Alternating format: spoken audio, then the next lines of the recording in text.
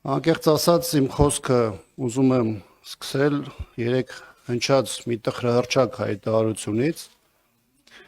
որը վերաբերում էր մասնավորապես այն գյումրեցիներին, իբրև թե այն գյումրեցիներին, ովքեր Արցախը համարել են այնպիսի տարածք, որտեղ իրենց համար ծառայ եղել է խնդրահարույց եւ դրա համար գումարներ են վճարել Արցախում չծառայելու համար։ Հիմա տեսեք, այն, որ ԿՊԱ-կան տեխնացուն Գյումրի ընտրություններում հանդես եկող դասական Փաշինյանական էր, նրա գաղափարին, նկարագրին, քաղաքական վարքագծին հատուկ, դա կարծում եմ որևէ մեկի համար նորություն չէր։ Բայց ես ուզում եմ, որ շատ հստակ մենք արձանագրենք, որ Արցախը եւ Արցախի պաշտպանության բանակում ծառայությունը շատ-շատերիս համար եղել է մշտապես հպարտություն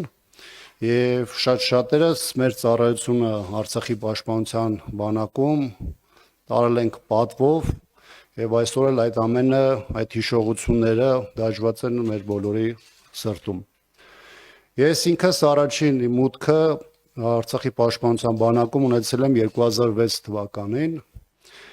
երբ որ ծառայության եմ նախանցել Հայկազողում տեղակայված ուսումնական զորամասում, այնուհետև 1.5 տարի իմ ծառայությունը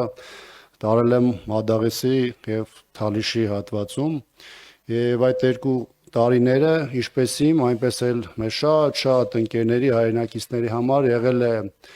մեր կյանքի, մեր կենսագրության լավագույն ժամանակները, ոչ միայն նրա համար, որ մենք մեր ծառայությունը մեր հայրենիքին կամ մեր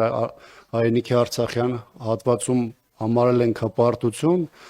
այլ այն, որ մենք հնարավորություն ենք ունեցել մեր ծառայությունը ունենալ հատկապես Արցախում։ Ես նաև ուզում եմ նշել, որ ինքս ճանաչում եմ շատ գյումրեցիների պարտադիր ժամկետային ծառայողի կարգավիճակով, պայմանագրայինի կարգավիճակով, սպաների կարգավիճակով, որոնք այսօր էլ, նրանցի շատերը այսօր էլ ծառայում են զինված ուժերում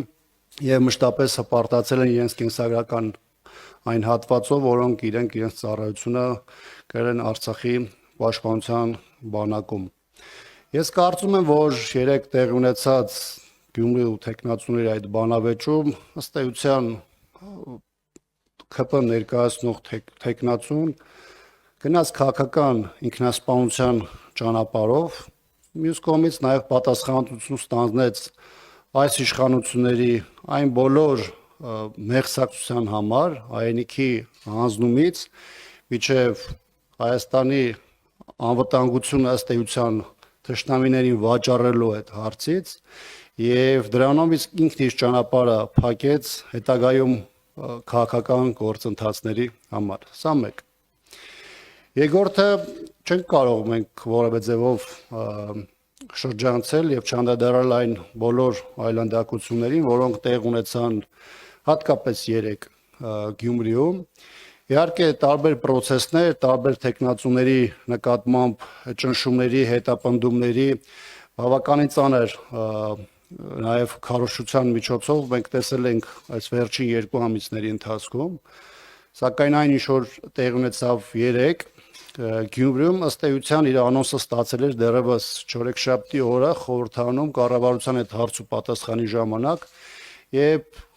քաղաքական իշխող մեծամասնության ղեկավարը խորհրդանի ամբիոնից ըստ էության հանձնարարություն իջեցրեց իրավապահ համակարգին գործելու իր պատկերացումների շրջանակներում, իսկ դրա հիմքում ոչ թե օրենքն է, ոչ թե սահմանադրությունն է, այլ իշխող ուժի առաջնահերթությունները, որոնք արտահայտվում են ձերբակալությունների, ճնշումների, քարոզչական բավականին անթույլատրելի միջոցների կիրառման միջոցով եւ երեք մեր գործընկեր նաեւ Մարտուն Գրիգորյանի ընտանիքի նկատմամբ իրականացված է եւ մեծ առումով Մարտուն Գրիգորյանին նկատմամբ առհասարակ այս օրերին իրականացող այս ողջ process-ը իմ նկարագրած իրադարձությունների շրջանակներում է ցանկացած հատված, ցանկացած դետալային առումով վերցրած, ըստ էության ցույց է տալիս, որ իշխանությունը իր համար նպատակ է դրել ամեն գնով վերցնելու Գյումրիում իշխանությունը եւ այդ ճանապարհին որևէ բանի առաջ չի կանգնելու։ Ես չեմ կարող նաեւ չհիշատակել նաեւ երեք տեղ ունեցած մեկ այլ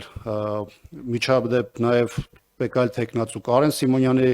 եւ նրա շտաբի նկատմամբ, օրեր առաջ Ռուբեն Մխիթարյանի նկատմամբ քննչական տարբեր տարօրինակ զանգերի միջոցով եւ այլն, այնպես որ իշխանությունը Գյումրիում գործում է ճիշտ այնպես, ինչպես իր քաղաքական նկարագիրն ու հետագիծն է եւ ամեն ինչ անելու է բոլոր այդ թվում անթույլատրելի միջոցներով Գյումրիում ունենալ իշխանություն